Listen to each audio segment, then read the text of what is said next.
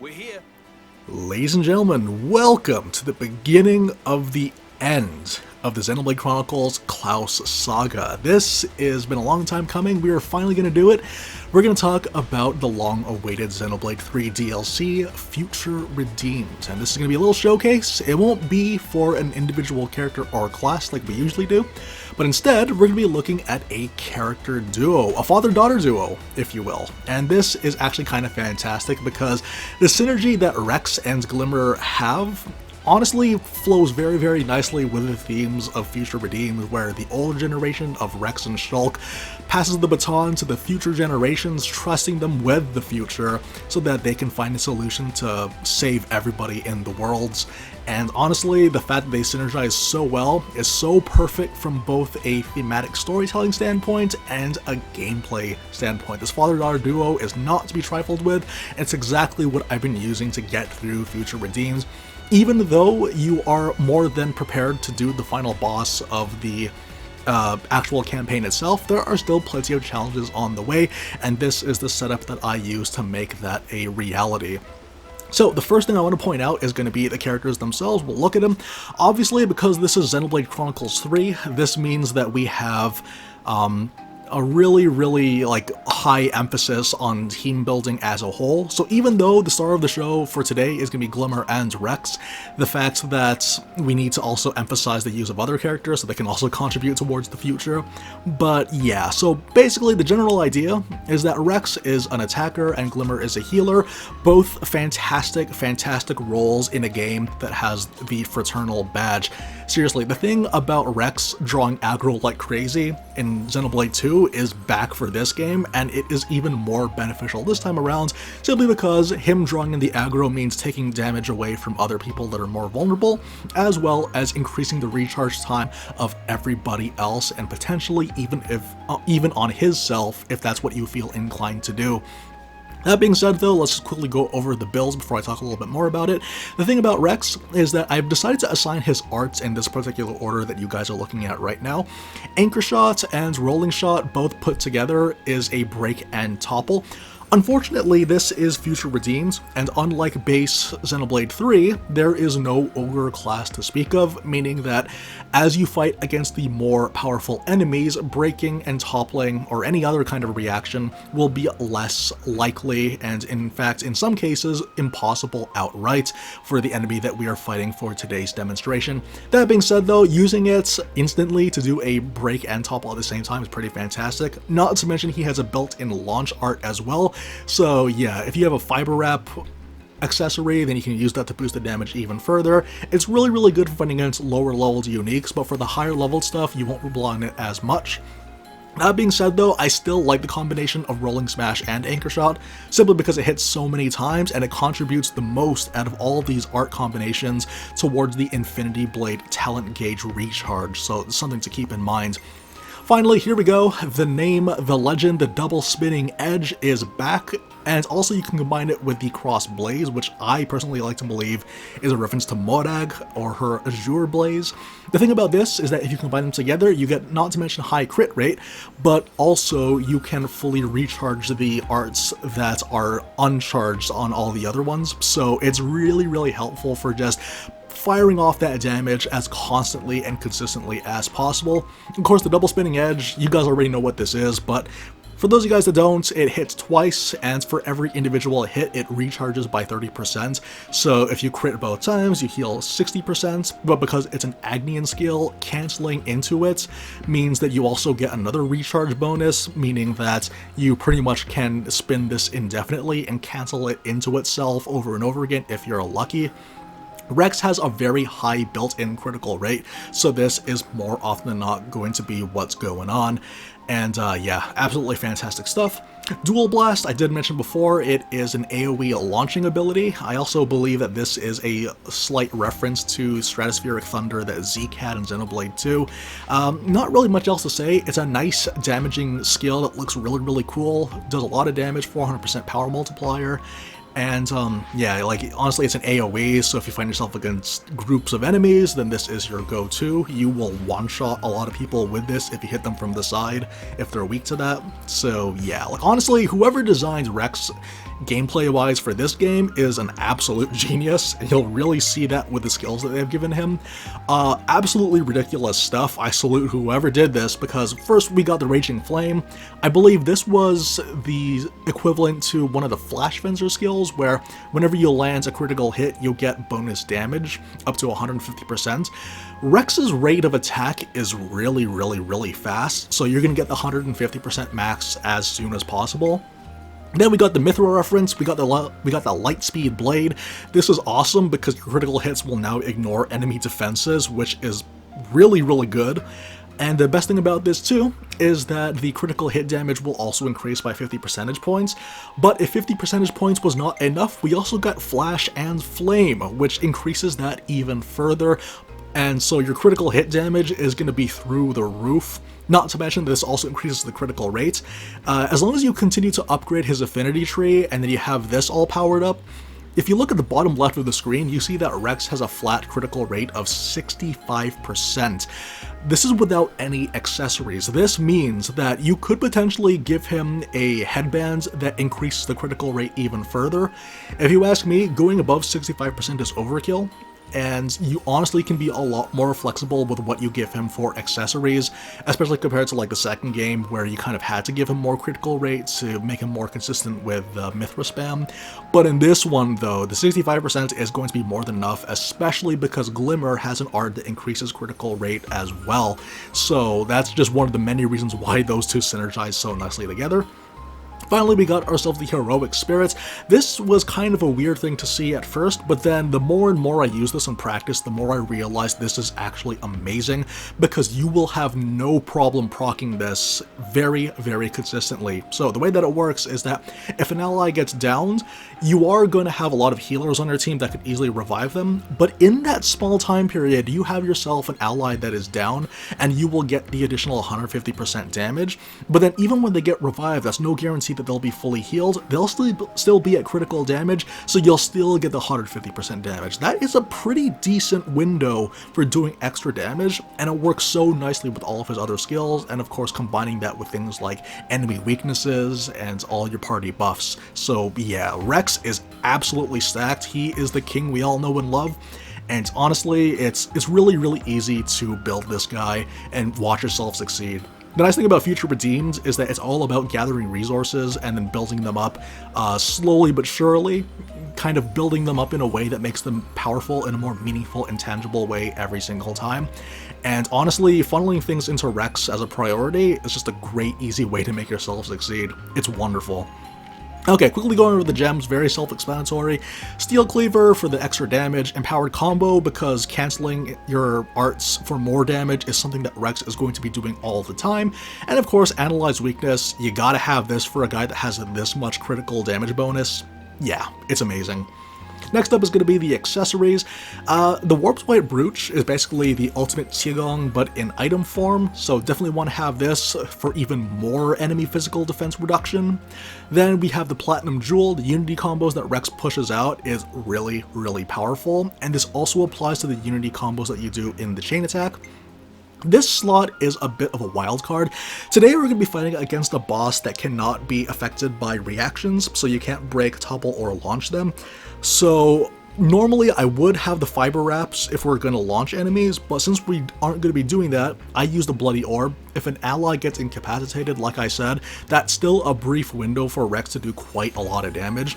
You could also try to switch this out for anything else. A Fraternal Badge might feel like overkill at first, but it could make the difference between firing off an Infinity Blade every cycle through all of your weapons, or every 2 cycles, or 3 cycles, which might take too long. You might end up being dead before then. Using the Infinity Blade is a really nice panic button as his talents art, because he's invulnerable as he's doing it. But other than that though, the Bloody Orb is a good thing to use. If you want, you could go for more critical rates. I don't believe it's necessary, but if that's something you want, I'm not going to judge you. Go ahead, give him the Crimson Headbands. Absolutely fantastic stuff. Okay, so we also need to talk about the other star of the show, and that is Glimmer.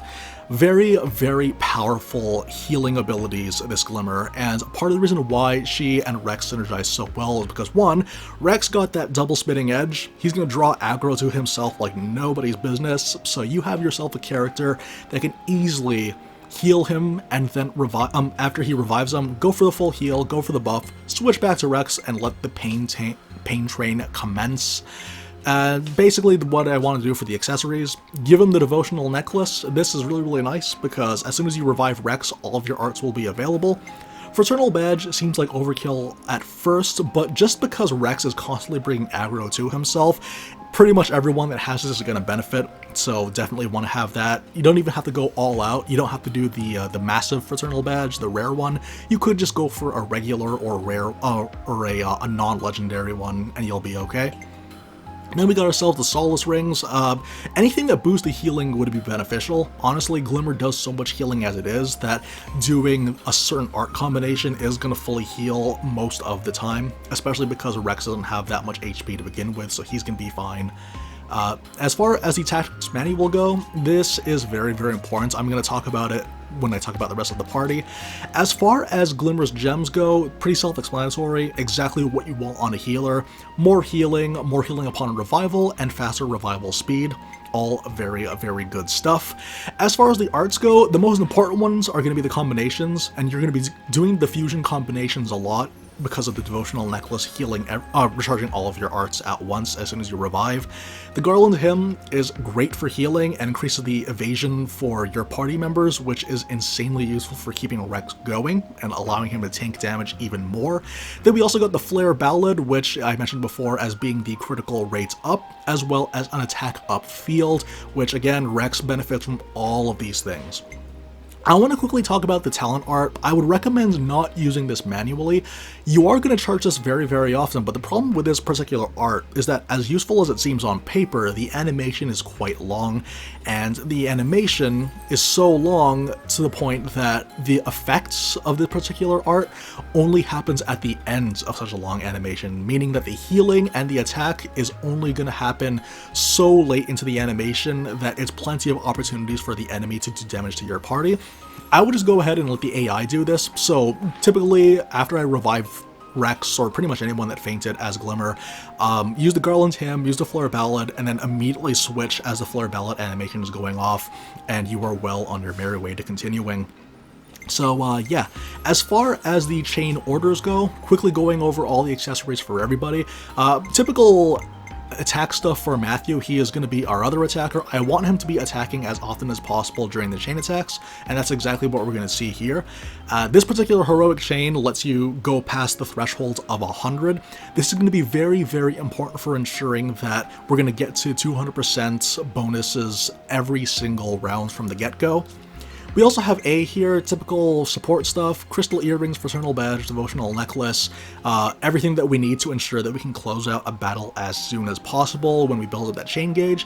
I didn't give her any of the chain orders simply because I'm not going to be using her for that, but she is insanely useful for her talent art, which is going to be very handy for the boss that we're going into today. Nickel, similar scenario. I want him to have like basically general tanking stuff, as well as the ability to revive people. The more people you have on revives, the faster Glimmer can revive them and then go for her healing arts and then kind of take back the momentum if you find yourself getting hit by a lot of AoEs or if you're scrambling to keep everyone alive. I've also given him the heroic chain that gives him a guaranteed amazing rate, so he doesn't have the best like damage prowess out of any of the party members, but this heroic chain is more than enough to pull his weight. I've given Glimmer a very important role, and that's the ability to charge the chain attack gauge during the chain attack. Obviously, the power charge is useful too, but the increased charge for the chain attack means 1 extra round. This could mean the difference between not getting the chain orders that you want and getting exactly the ones that you want, and that extra rounds will also contribute to the overall damage bonus. I also got Shulk here. I didn't really think too much about the heroic chain. I don't really rely on him for that, but whatever you think fits better for heroic chain, feel free. But the completion bonus should be left alone. He has a fantastic completion bonus that boosts the damage of your entire party's chain attack in a meaningful, unique way. Before I talk about Rex, I also want to talk about Nile here. She has also one of the best completion bonuses in the game, simply because the ability to ignore defenses for the entire party is unmatched by anything. And also for the heroic chain, I've given her a guaranteed amazing rating similar to Nickel. Pretty much there's going to be a scenario, but For most chain attacks, you want to make sure that you got Glimmer to do her completion order so that you get the extra charge. Then you want to have Rex and Matthew because that's the unity combo that we're aiming for. And then you also want to have a bonus that increases the damage of the overall chain attack. Shulk or Nile, you can't do both, but if you can get one or the other, that'll be very, very helpful. Finally, we got Rex, the star of the show here. Guaranteed reactivations are fantastic because he does so much damage when he does a double spinning edge during a chain attack that you're going to want to use it every single round, and the damage is really, really going to ramp up over some time. Of course, the completion bonus is just as important because of the additional 100% to the damage ratio. Combine that with the 200% that he's definitely going to get, and you got yourself a really, really sizable damage boost from the chain attack. And that's exactly what we want to go for here. Now, other than that though, not really much else that needs to be said. I should probably give Shulk something that is not. Give him the life-saving expertise so we can revive people a lot faster. And we are pretty much good to go. It's a fairly easy way to build a party so that you can do your chain attacks. A lot of practice is required, but as long as you're able to put yourself in a scenario where you are keeping track of all of the damage bonuses and then you play within those boundaries, you're going to really watch your damage skyrocket as long as you stay on top of all of your upgrades. And that's exactly what we're going to do today. It's a really, really fun, exciting, fast-paced play, switching between Rex and Glimmer, whatever the situation calls for. And honestly, it does a lot to make sure that you maintain flow of the battle, with Rex taking the aggro and Glimmer keeping everybody alive. Both of them doing what they do best, and it's just a beautiful thing to see. And it's a great way to see success after being the main story and seeing the biggest challenges that this DLC has to offer. So what we're going to do for today's demonstration is I'm going to show you one of the most annoying bosses and see how well this father-daughter duo fares against them. It'll be awesome, I promise. Okay, so here we are at the Battlefield's camp. We're going to fight against a unique enemy called the Slow and Steadies. This is a duo. We gotta fight against two very powerful enemies at the same time. Thankfully, Rex can pretty much ignore defenses most of the time, so he's going to have no trouble shredding them despite their high defenses. That being said though, the enemies we do fight against do a fair amount of damage, have a few AoEs up their sleeve, and the nastiest trick of all is going to be the Kavesi or Agnian termination orders. These are giant, powerful AoE attacks that can one-shot up to 5 people at once.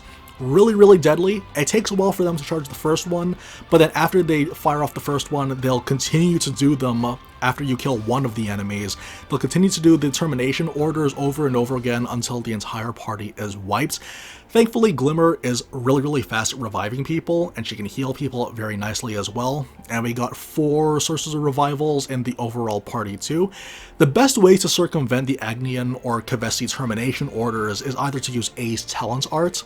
It has a fair amount of timing required if you want to make it effective, because the first cast of the termination order is going to be quite delayed. You have to wait for them to move their arms before you activate the arts.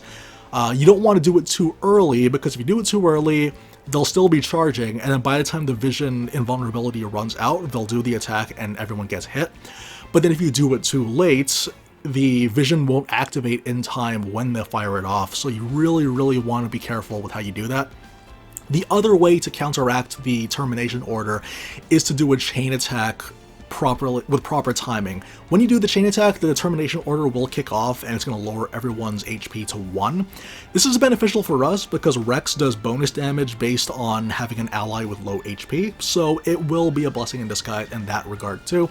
We want to make sure that we do things carefully, so the first thing we're going to do is fight against the Kavesi Levness, and then we're going to focus on the Agnian right after. So here are the Slow and Steadies. True to their names, they take a very, very long time to beat. Both of them have a weakness to getting hit from behind, so you definitely want to take advantage of that when you can. And then you also want to fire off the Unity combos whenever it becomes available. While all that's going on, you want to also take control of Glimmer. And then increase the critical rate, just buff them up a little bit. Get one more attack, thank you. And then switch back to Rex and continue on the assault. It is a very, very fun way to fight. And then whenever you see a Unity combo, feel free to fire it off as soon as possible. Rex will be invulnerable to damage in that time frame. Plenty of time for Glimmer and Shulk to provide buffs. The moment that happens, immediately just switch over to Glimmer again. As long as she's right beside him, you guys will be fine. And also the thing about giving Shulk the devotional necklace is that he'll pretty much give you guys a free armor veil whenever he revives people as well. So everyone wins. As long as you stay on top of your heals, you will be just fine. So again, we're getting that behind bonus. Trying to get whatever we can, try to get through it as fast as possible. But if it doesn't work, that's fine. Glimmer is always going to be nearby. Just keep camping near him. Shulk helped out there, so there's going to be an armor veil for us, hopefully. And the general idea is that you want to whittle down their HP to a little over halfway. If you bring them to halfway, they'll do an ability called Power Charge, or Energy Charge. That one sucks because basically the Energy Charge increases their defenses and they do a health regen, which I think is like 50,000 HP healed per tick. It's really, really annoying, but the damage output that Rex has is also really annoying, so I guess we can't complain too much. You know what, let's go for one more Unity combo, if we can. If we can get one more Unity combo, we should have enough damage to whittle it down. And like that, the double spinning edge cross blaze heals so much for the arts. Come on, come on, just, if I can cancel this, and I get my art, here we go. Hopefully someone's gonna heal. Rex falls over quite a lot, but the benefit of having a healer daughter. Benefit of having a healer daughter.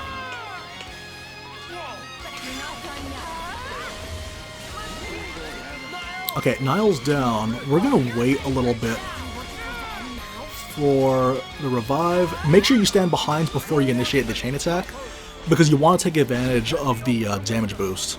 Okay. How are we going to do this? We should probably start things off with Niall. See, these are all very, very good choices for us to start with, but I feel like a good idea would be start things off with Niall. We'll take the risk. Niall is also at critical HP, so Rex will get the damage boost from that too. Typically speaking, you want to start things off with the Rex. He has to fight every single turn. And then you want to switch over to Glimmer. She'll give the critical rate up to the entire party. And then Matthew, he's going to go over the threshold. We want to make sure he gets over. Guarantee that he is going to come back with more TP. Then have Nicole finish things off in the first round to get the guaranteed 200%. Things are looking pretty good so far. As long as we are careful with how we decide our next couple of moves, ideally you'd want to get Glimmer first because she has the guaranteed recharge for the chain attack gauge. So here we go. And then when this happens, again, start things off with the Rex, double spinning edge, as is your wont. And then Glimmer is going to do the recharge again.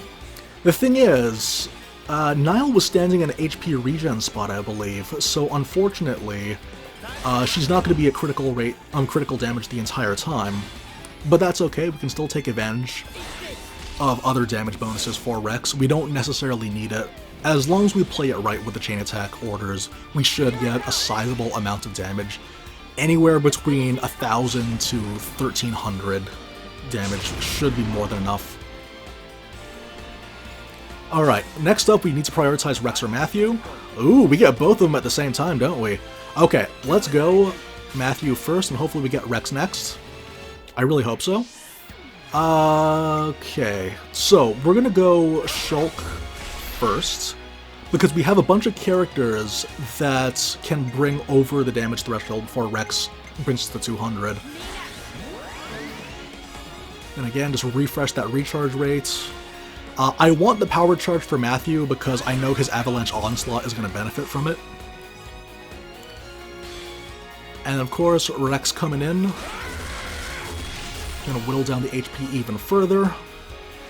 As long as we get Rex in the next round, I feel like he's guaranteed to come back.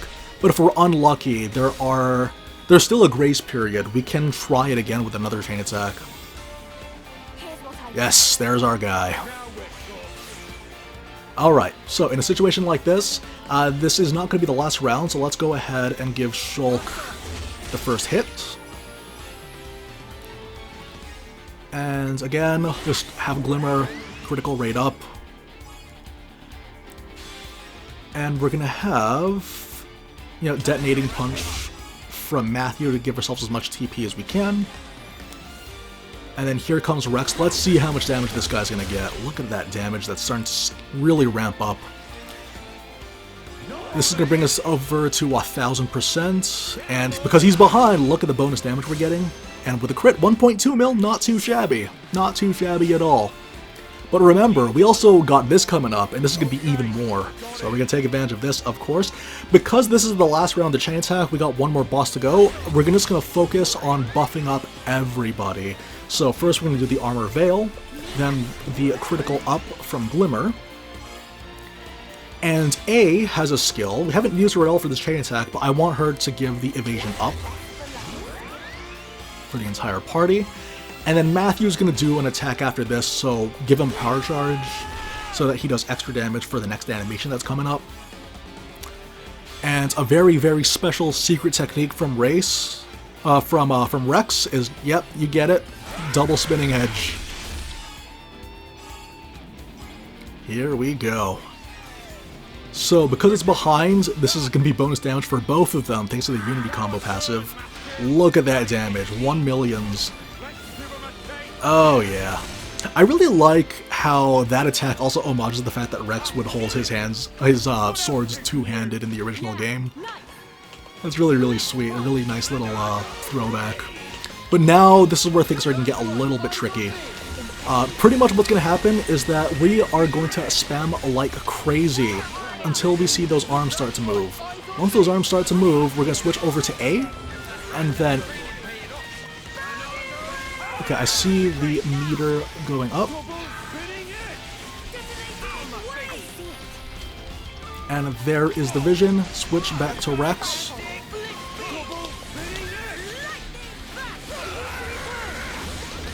And then just go nuts with your attacks. So, okay, so we were able to survive that onslaught.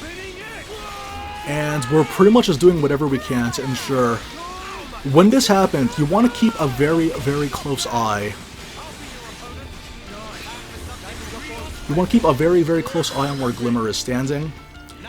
Now, Shulk, Nickel are both alive, but for how long, it's hard to say. You want to immediately head over to where Glimmer is to revive her as soon as possible. And then just revive everyone that you can. As soon as you revive someone, immediately do your combo for the heals. Go for another one. The thing is, as we heal people, we are also giving everybody the chain attack. So just fire it off as soon as possible.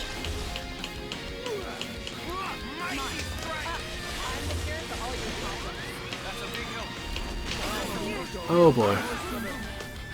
So again, like, see where Shulk is going to. Make sure that you fire it off as soon as possible, so that you are being fast about it. Okay, and speed behind. Hit plus. Hopefully everyone survives. Okay, we are missing one person. This will actually work to our benefit, and here's why. If Niall is down, that means that she also won't take up a chain order. And that means that we can be more predictable with what exactly is that we're spending. And the Bloody Orb proc for Rex and Matthew will also be active because Niall is not out of play. This is actually a very good position for us to be in, and Rex is standing behind the boss. So, start things off with Glimmer. Always prioritize Glimmer whenever you can. Rex standing behind the boss, you'll love to see it. This does mean that we lose out on the 200% boost from Niall, but we're just going to have to make do with what we got. We're going to have to make do with everything that we got right now. So, when this happens, the best thing I can think of is just use the power charge, and then have Nickel go next. So, we will lose out on the Niall's 200%. I'm just trying to think of ways that we can upgrade it. The best thing I can think of is just have Shulk initiate, and then Rex cap thing off. I think that could be good. Okay. So, what we're going to do is Schultz will go first. We're going to bring it up as high as we possibly can. And then we're going to do the Flare Ballad. This will bring us closer to 90%. Not quite, but close. And we're going to do the Detonating Punch. This should make a fair amount for us too. Okay, this won't necessarily get us to 200%, but hopefully we'll get close. Not quite 200%, but that's okay because Rex is guaranteed to return. And with luck, Matthew will also return. But look at that damage. Perfect. Okay, this is amazing for us. So, here's what we're gonna do. Okay, wait, so Glimmer and Rex already went, meaning that out of these three... Well, actually, no, why not? Let's go straight into Matthew. Why not? Okay, so here's Glimmer. Start things off for us. And you know what? We're also gonna go for Cross Mirage. Give everyone a little bit of a heal. Matthew is going to give himself a power charge that affects his next animation. We don't need to go for the full rounds, actually. And then, of course, Double Spinning Edge. You guessed it. How did you know I was going to pick that move? Man, when Rex is exploiting the enemy weakness, that 60% damage boost really goes a long way during a chain attack. Alright. Oh, you know what? I just thought of something cheeky that we can do. Because we got one more with us. Instead of going Matthew and Rex, let's go Nickel. I just thought of a crazy idea. Because here's something else we can do. Because remember, we got Glimmer to recharge for us. And if Glimmer recharges, that means that we get one extra round. Meaning that we have potential for another duo to steal the show for us. So let's do that. Mighty Boost. This is going to be absolute overkill, and I do not care. This guy was going to overkill us several times over. Oh yeah, look at that overkill bonus. Okay, so then we got ourselves one more chain order. And a whole experience bonus that we do not need at all. Everyone's back, except for Matthew, but that's okay, because now we got ourselves a Red Hot Cyclone. And this is going to be even better. So, check this out. We're going to go Armor Veil for everybody. And we're going to get... You know what? Just as a formality, why not? Just go give everyone a buff. Everyone gets a buff. Everyone gets a moment to shine. Except for Niall. She gets to chill. And... because we don't need to worry about power charge anymore because he already has one, so let's just go ahead, uppercut him. Oh yeah, that's some damage. And it's going to be even more. How much do we get for this one? Alright, look at all those numbers. Those beautiful, beautiful numbers and a whopping 359%. And that is going to be it. Glimmer is the one that caps off this Glimmer Rex showcase. As is her right. Absolutely fantastic.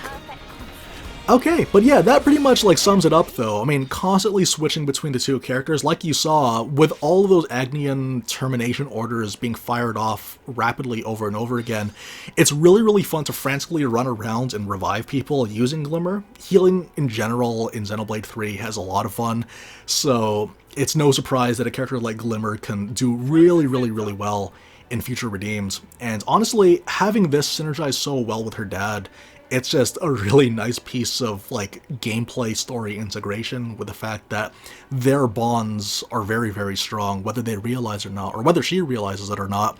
There's really a lot to say in regards to the future redeemed story, and plenty of fun things to do with the game itself, but I hope to kind of go into this a little bit more in future videos. I want to talk a little bit more about the story of this game, some more things for the party building. We're going to see what we can do, because I know that at the time of recording, we still have one more week before Tears of the Kingdom comes out, and that's going to take up a lot of my time on this channel. But there is still plenty of stuff that I want to talk about, plenty of words for Xenoblade 3 just yet. And I hope that you guys look forward to it when that stuff happens. But until then, guys, thank you very, very much for witnessing the return of a king. And I will see you guys next time as we continue to delve into more and more of Xenoblade Chronicles 3 Future Redeemed. Hope to see you guys then. Take care, everyone.